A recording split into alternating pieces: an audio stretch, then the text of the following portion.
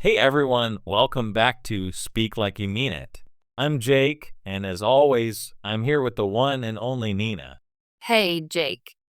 I'm pumped for today's episode because we're tackling one of the biggest mental hurdles for language learners, the whole stop translating in your head thing. Why is that so hard anyway? Oh, the struggle is real.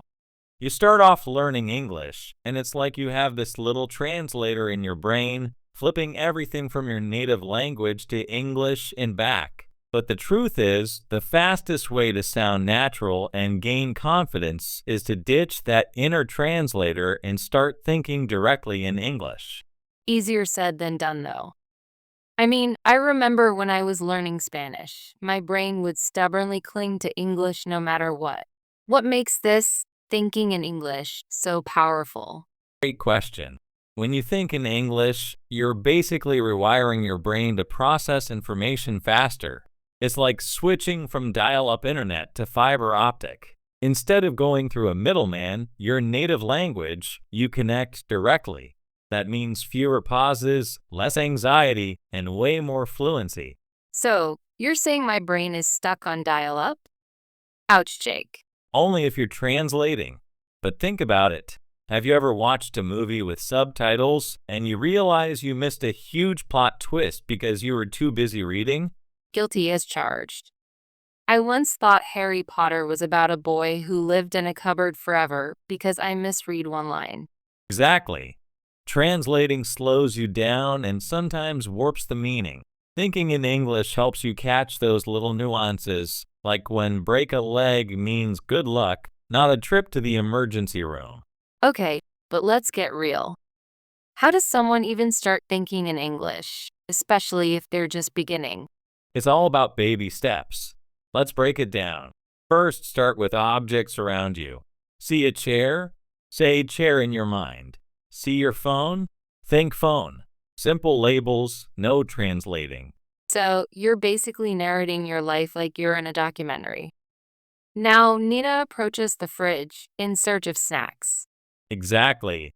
And soon you move on to actions. I am opening the fridge. I am eating chocolate. Eventually, you can start forming full thoughts. I wonder what I should cook tonight. It's a gradual process, but it works. I love that. It's like building blocks. But what about more abstract stuff, like feelings or opinions? Isn't that tougher to think about in English? Sure, it's a challenge, but here's a hack. Use simple English for complex feelings.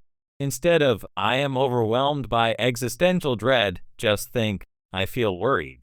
You don't need fancy words. As you get comfortable, you'll naturally start using more complex expressions. That makes me think. Do you remember a time when you realized you'd finally started thinking in another language? Like a light bulb moment?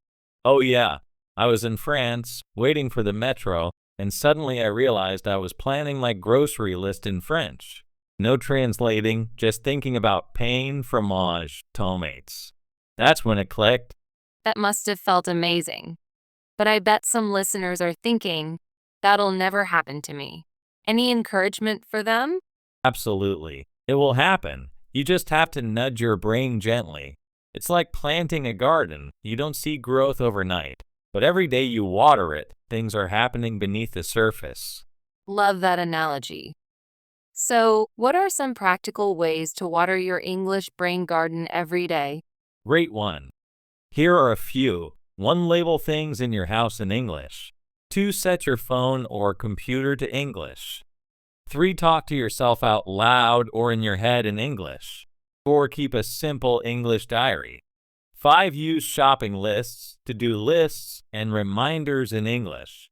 I can just imagine someone's fridge covered in sticky notes.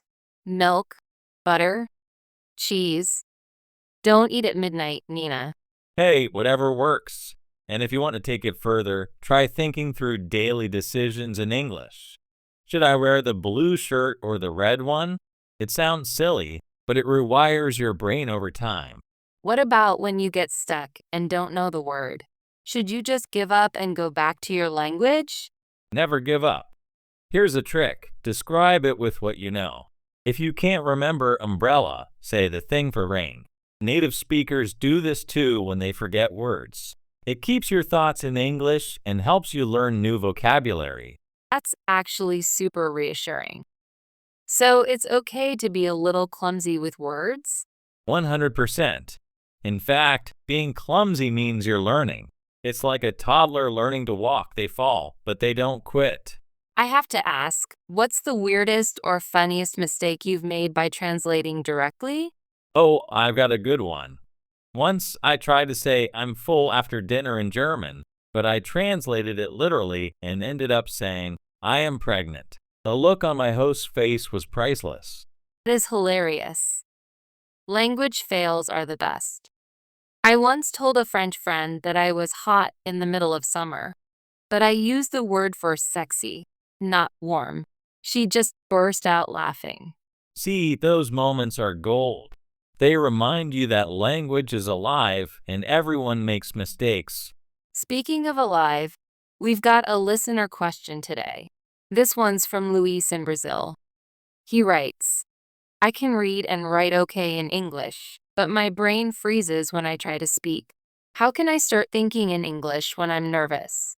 Great question, Luis. First, remember that nerves are normal. Try rehearsing what you want to say in English before you speak. Imagine conversations in your head, like little role plays. The more you do this, the easier it gets to think and speak without freezing. That's a good point. Sometimes I'll rehearse an entire conversation in my head, just so I don't panic when the real thing happens. Also, speaking out loud to yourself, even if you sound a little crazy, really helps. Absolutely. And don't worry about mistakes. Confidence grows with practice. The trick is to make English your default setting for daily thoughts, not just special occasions. Love that. And hey, for anyone listening, what's the funniest thing you accidentally said when translating? Share your stories with us. We might feature them next time. Please do. We love a good language fail. It brings us all together. So, let's hit some key takeaways for everyone. Jake, what's your top tip for starting to think in English? Start small. Begin with objects and actions around you and build up to full thoughts. Don't worry about mistakes. Think of them as growing pains. My tip: change your environment to English as much as you can, labels, devices, even playlists. The more English you see and hear, the more natural it becomes in your mind. Add. Talk to yourself silently or out loud. Narrate your day, ask yourself questions, and make decisions in English. The more you practice, the faster your brain switches gears. And don't forget, if you get stuck, describe what you mean with the words you know. That's how you get creative, and creativity leads to fluency. Absolutely. Remember, fluency isn't about perfection, it's about communication.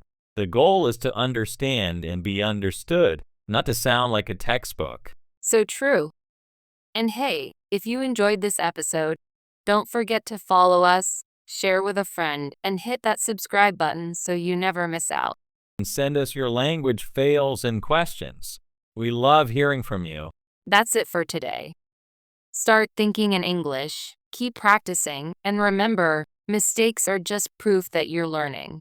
Until next time, keep speaking like you mean it. Bye, everyone.